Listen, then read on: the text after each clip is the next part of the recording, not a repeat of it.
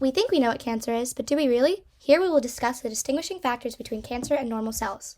Cancer is a disease caused by the uncontrolled division of abnormal cells in the body that can result in a malignant growth or tumor.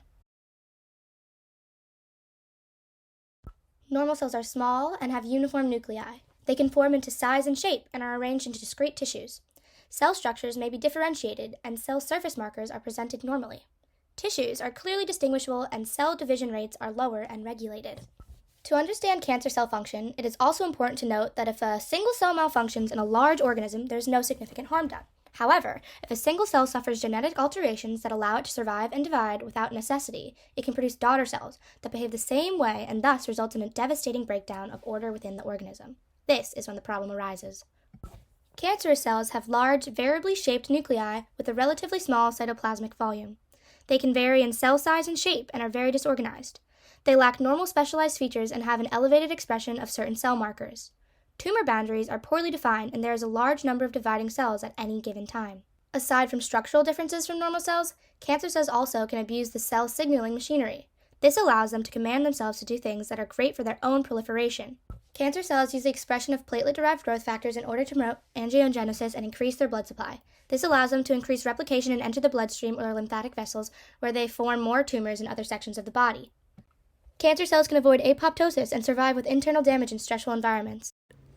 The genetic instability in cancer cells is mainly the result of somatic mutations that can occur in any cell in the body other than germ cells. These mutations include a gain of function mutations and a loss of function mutations. An example of a gain in function mutation would be that of the mutation of a proto-oncogene into what is called an oncogene.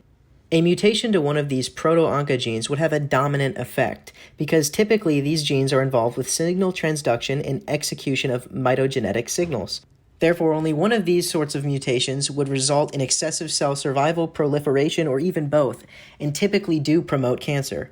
Another type of cancer-causing mutation is that of a loss-function mutations, which are recessive mutations where both copies of the gene must be lost or inactivated to contribute to cancer development. These genes prior to mutation are responsible of slowing down cell division, repairing DNA mistakes, and forcing cells into apoptosis. These sorts of mutations are recessive, for as long as you have one copy of the proper gene, proper cell proliferation will occur. However, if both copies are mutated, things like programmed cell death will not be encoded for within that cell, which could cause cancer and excessive cell proliferation and division to occur. Another characteristic of cancer cells is that they often proliferate indefinitely. Most normal cells divide a limited number of times because the cells in the adult organism lose the ability to produce the enzyme telomerase through cell senescence, and the telomeres at the ends of their chromosomes become shorter with each cell division. This shortening of telomeres can activate a DNA damage response that permanently stops mitosis.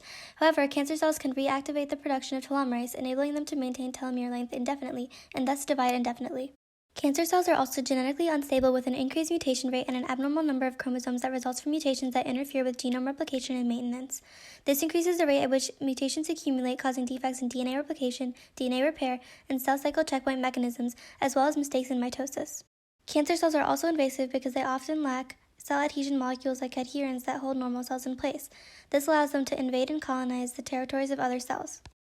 Cancer cells also generate ATP by glycolysis in the cell cytosol instead of using oxidative phosphorylation in the mitochondria like normal cells.